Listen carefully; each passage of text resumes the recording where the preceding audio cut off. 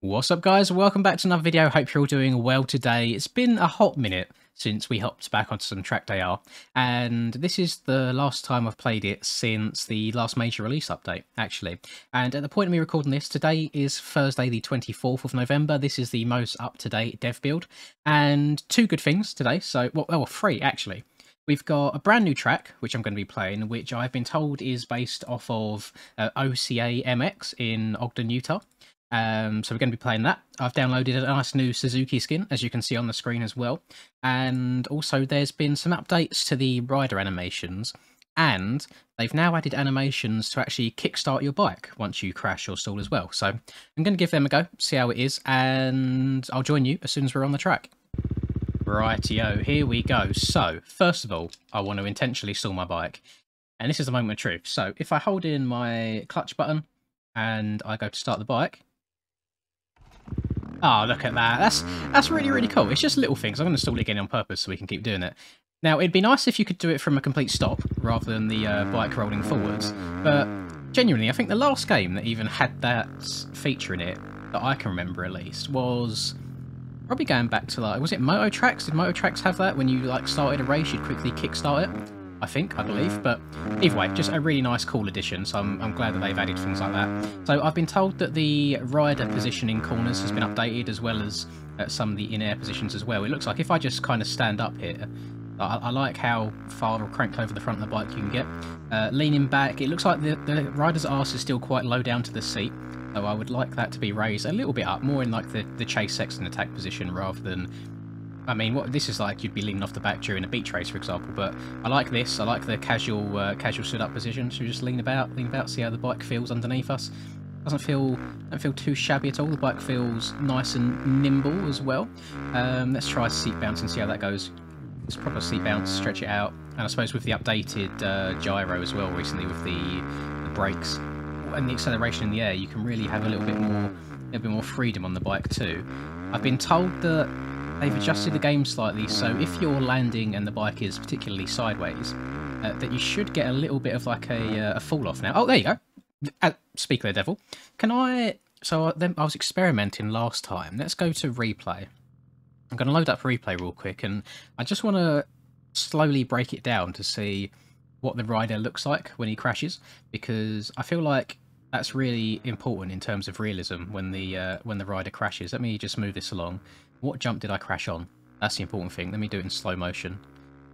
I think it was here? Or was it a bit further forwards? Oh, it was there. Right, let me go back in slow motion. Move the camera about a bit. Let's go over here. Quickly zoom in. This is more of like a showcase video than anything, more than like the gameplay side of things. See, that's quite a nice position, other than... I feel like the knees might need tweaking ever so slightly, so they're gripping the bike a little bit more. But let me slow this one right down. You can see how the rider's crashed. So the back wheel was kicked out sideways on the landing, kind of dug in, and this, you're not saving it from here anyway, and then yeah, he just kind of ejects out off the bike, and then the hands come off at the last second. That's not bad at all. I think as far as animations go, pretty impressed with that. Right, let me go down to first gear, clutch, kickstart, brum, brum, and off we go. Love that. That's so nice. That's really, really satisfying. And I have asked if there's any way that we can kind of speed up the whole process of once you've crashed, then standing up, running to your bike, picking the bike up, starting it again. Because I feel like that's quite a lengthy process at the moment. And I would really, really enjoy it for that hop just to be sped up in general, maybe make it so your rider can sprint rather than walk into the bike.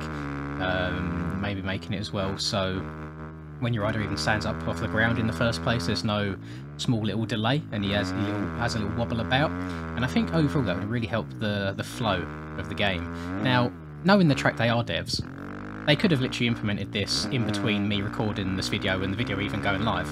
I think it's coming out on either like Sunday or Monday time. I'm not saving that. Oh my god. Right, so now you get to see. So I'm laying on the ground. I press one button to stand my rider up, and then he has a little wobble about. I then walk over in this direction slowly to the bike. I then pick the bike up if I can. It's on a bit of a bank. I then stand on it. I then kickstart it.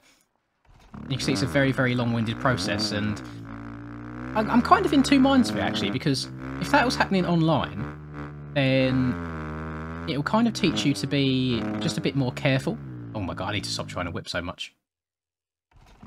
Right, so I need to stop trying to whip so much, as I just said, but I'm in two minds, because if you have these sorts of crashes online, it'll be good and bad. Obviously, bad if you're just trying to have a fun time messing around with friends, that it takes ages for you to get up and going again. But good in the sense of it kind of stops people from... I mean, like, I'm very guilty with this myself, so on MX Bikes or Sim, for example, just going and trying a hot lap all the time, especially in qualifying. It's nice to have some sort of maybe like a deterrent for people trying to do incredibly unrealistic things all the time. Now again, you could then split that up into another two things of, oh, it's a video game, you should be able to have as much fun as you want, or it's trying to be a simulator, so you should have penalties for kind of going over the top. But either way, I'm unsure on the best move. Maybe a toggle so you can turn kind of all the long crash process off in single player, in testing and having fun, and then if it ever gets to the point of proper organised races on this game, I pressed the wrong button, proper organised races on this game, then you can have it so there are penalties for crashing. I think that'd be a really good combination of the two. Now, they've been messing with the traction a little bit, and as you can see, like if I if I dump the clutch, for example, I can get the back end step out, and it's actually quite controllable.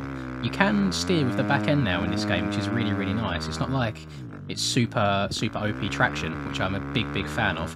And I like how they've been adjusting the rider lean in the corners.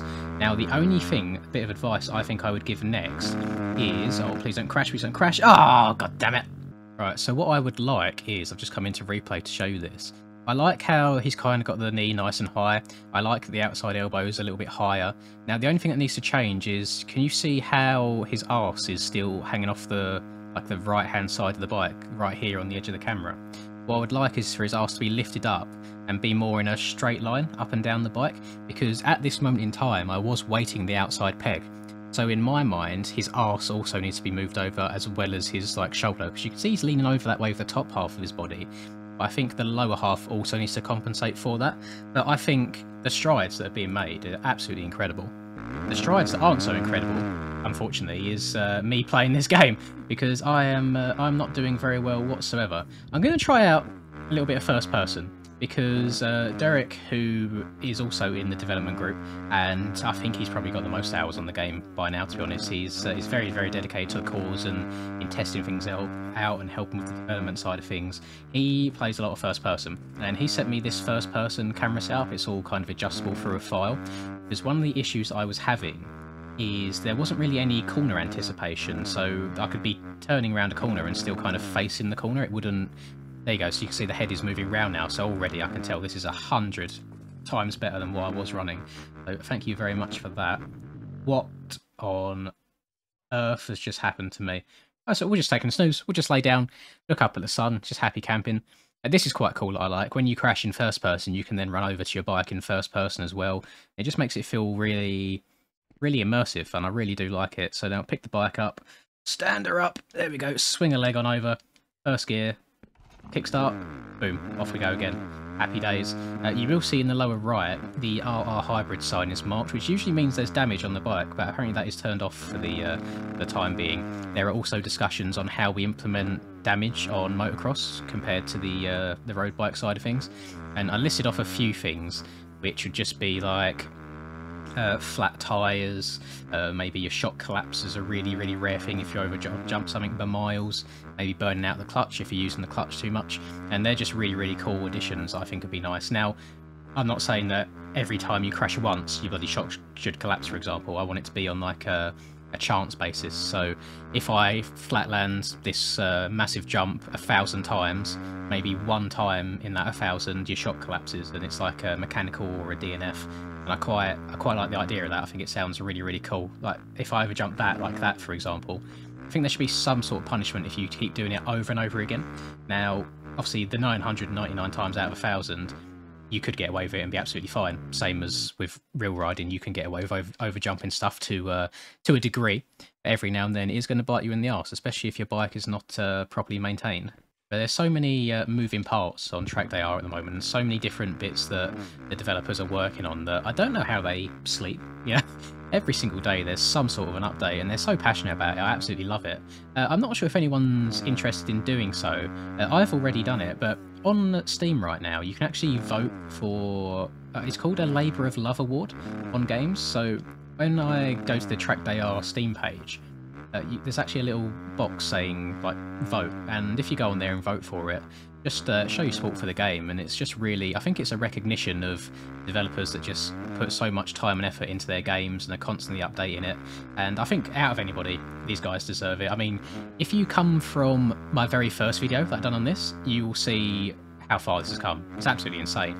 And I don't know if it was ever really meant to be a motocross game. I think it was purely meant to be for the road bikes originally, and then I think just out of the blue they slapped it on there. They got Supermoto stuff going on as well, where it's got dirt and tarmac, and of course you've got the dedicated road bike stuff as well. And it's nice to see them branching out and really covering all disciplines. I've even seen a mountain bike, which I don't think's been implemented into the actual build yet. I think that was more for a developer thing, just messing about. But if somehow, some way down the line, we get mountain bikes with proper downhill trails, then sign me up, because I need a proper downhill game. I can't just be doing with like descenders and all that. It's not realistic enough for me, unfortunately. But I'm really liking this first person camera, Derek. Thank you very much for this. It's so much better than what I was rocking. That's the biggest factor for me, I find, at the moment in regards to running first person all the time, is if I lean right back, you see how kind of my arms are shaking about and vibrating quite a lot.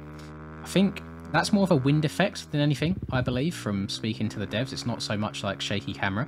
So if there's any way of the wind being towed down on the motocross side of things, so the jersey's not flapping about so much, I think we'll be onto a winner here, because it's very enjoyable and it's much more immersive, especially when you crash. I really do enjoy it. I suppose actually the whole point of this video, I think, originally was to be showing off the new rider animations, and I'm just riding around in bloody third gear. Can I try? Ooh, because I just stand up and get the back end started now. It's so much fun to do, because there's not many games where I feel like you can actually do controlled drifts. So I feel like a kid in a candy store right now. It's just lovely being able to control the drifts all the time. Slide the back end out. Oh, I need a lot of practice on whips, so I'm trying not to throw too many of them, because it just end up being embarrassing. I suppose I need to try and throw one for a thumbnail at some point, because the thumbnails always have to be a little bit enticing. I think I'll do that afterwards, actually. I'll mess around and do some whips so you guys haven't got to see me fouling and crashing over and over again. But I think in the last video I made on Track.ar, I was talking about like a skill gap and how difficult the game is, and it's not actually that hard just to ride around. I've kind of changed my tune on that a little bit now, to be honest. I agree that just hopping on the game and riding around like I am right now is very easy. Like, there's no issue whatsoever. It's quite straightforward. I'm going to crash here, aren't I? Oh my god, don't know how I saved that. But then if you want to go to that next level and be really fast, like I myself, I'm really struggling. I'm going to crash again. Oh god damn it. I can get the back wheel to step out, I just can't get the bloody thing to come back round on me before I land. Oh bloody hell, I stalled it again. That's embarrassing. I've got to hold the clutch in the whole time. There we go. Right, get moving. So, yeah, I'm changing my tune on the whole skill gap thing, because just playing the game in general, really easy and really nice. But getting good at the game, completely different story. I feel like I'm going to have to spend a hell of a lot of time to get to the level of some people on this, and even then, I don't know if I've got it in me, especially when I try combining like MX bikes with Chasing the Dream, with Sim, with whatever MXGP game or Supercross game that I try playing at the time. My muscle memory is a little bit shot, I can't lie, but either way, I have fun playing all of them regardless. Some longer than others. But part of me, the whole fun of some of these games is just learning to be good at them in the first place. The most fun I ever had on bikes or on Sim was getting to that fast level. Once you're there, that's when the depression and the torment starts, because you don't want to be worse than you was the day before. But doesn't seem to be the case for me for bikes right now. But at least on Track.ar, I've got no expectations. You know, I'm just going in completely raw, just feeling the game out and really enjoying it. And I'm just it's crazy how little things like adding the bloody Kickstart animation can make you excited to play the game, because it's so silly, it's so small, but it does make you wonder why previous games haven't bothered with it.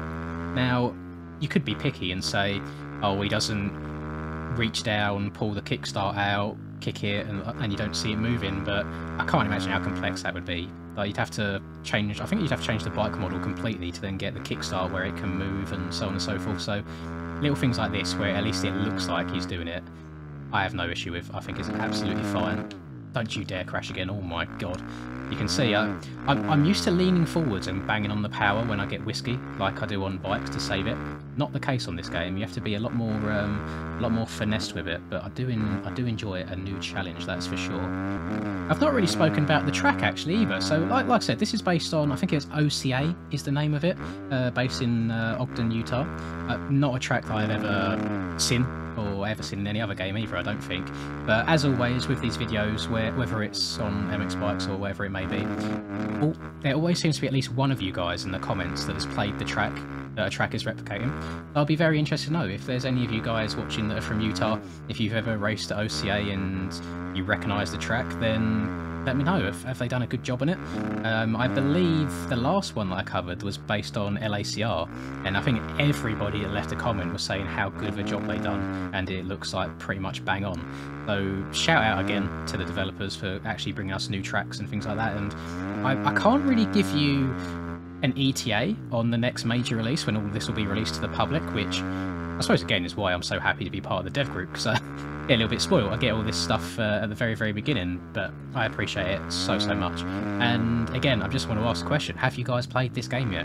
If not, go give it a download, give it a go, because as you can see, we're making big moves out here. The game is progressing every single week, and on the development side of things, every single day. It's bloody impressive.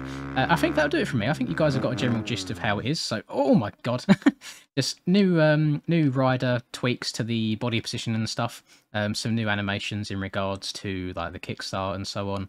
And then I won't pick it up. And then I've not really properly tested out all of the erode, but I have got it turned on for this video, and it seems to be digging a lot deeper in some places than others.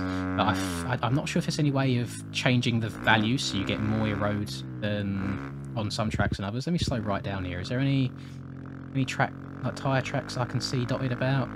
I think really I need to go over some of the wetter parts of the track, because they had... Oh, and if you didn't know, the wet parts, you'll see there's wet parts in some of these corners. It is different traction, so it's a lot slipperier than the normal dry bits, which again, just a very small detail, but something that really adds to the immersion. It makes you question if you want to even go in them lines or not. Let's slow it right down here. Is there any deep stuff, any grooves? Can't really see it too well. But either way, nonetheless, they are working on the erosion side of things, so all happy days, all good progress. I'm going to love you and leave you guys, because I think that will do it for me. I've showed you what I need to show off, is the new track and the new body positioning, and hope you enjoyed the video. If you could just drop a like and subscribe to the channel if you're new, I'd really appreciate it. Hope you guys all have a very lovely day, whatever it is you're up to, and until catch you in the next video, peace. Wanted to make it, I guess. You know I live with the criticisms. People are giving opinion, they put it upon a pedestal. A pendant for your thoughts, but I never asked for change. My work ethic's ridiculous, and yours is not the same. I swear to God that I wrote it all with a pure intention. The truest testament with no excessive false aesthetics. You couldn't imagine or fathom the effort I'm exuding. My heart and soul in this shit, but yet they forced me to prove it.